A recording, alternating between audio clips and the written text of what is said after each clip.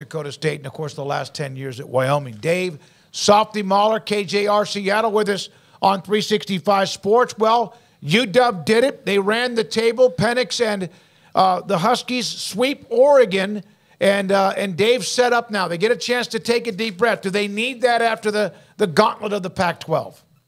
Yeah, well, first of all, how about that, boys? How about that? How about that? How about UW going 13-0? How about Washington, man? After Week 6 against Oregon, Duck fans are flapping their gums, running their fat mouths about getting together again in Vegas, and, hey, things are going to be different when we see you guys on a neutral field. Wrong, because UW beat Oregon's ass worse in Vegas than they did in Seattle. And, yeah, this is a damn good football team right now, Dave, and they're picking up some steam, but they definitely need a couple of weeks off here, man. Michael Penix, Dylan Johnson, their great running back, number 7. Don't know if you guys saw the game Friday in Vegas. He was a freaking animal in that game.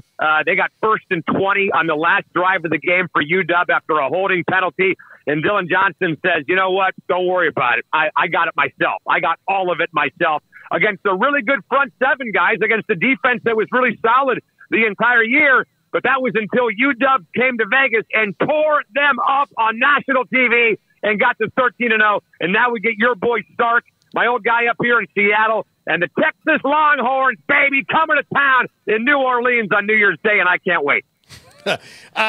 What do you feel about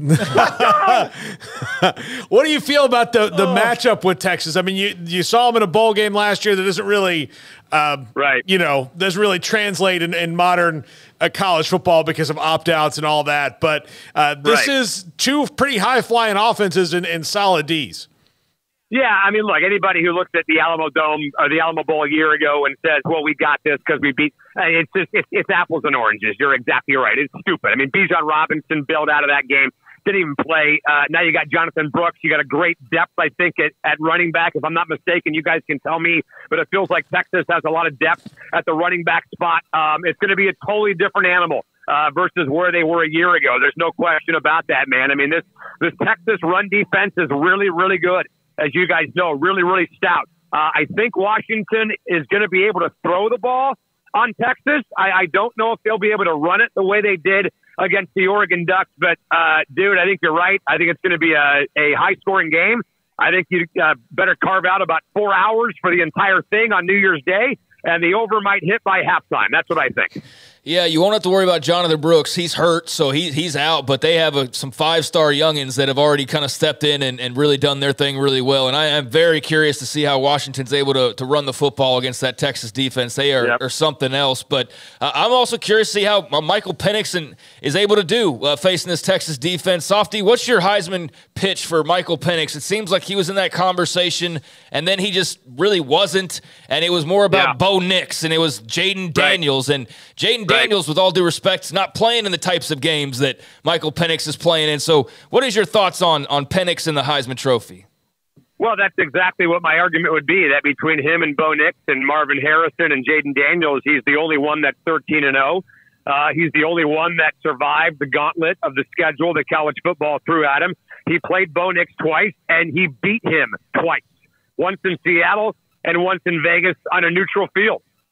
He had to make throw after throw after throw in the clutch because every game Washington played for the final 2 months was close. I mean, guys, go look at where UW was in the fourth quarter of all these games going back to the last maybe 8 or 9 weeks. Every single game was a fourth-quarter game, and Michael Penix made the play when he had to in every single game. May not be a big touchdown pass. It may not be a 50-yard bomb, but laser beams to the sideline on 3rd and 2 to Jalen McMillan in the game on Friday against in Vegas against the Ducks.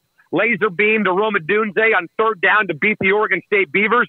Play after play, he delivered when the spotlight was brightest. And look, I mean, Oregon, to their credit and to Bo Nix's credit, they were blowing people out of the water, right? I mean, I totally get it. I mean, Bo Nix is certainly one of the premier players in college football, but there's only one guy that beat Bo Nix, and he beat him twice, and Michael Penix had way more pressure on him and a much brighter spotlight than Jaden Daniels did because LSU was out of this a month and a half ago, and he could just coast and pat his fat stats to the box score and throw up, 19 touchdowns against Georgia State.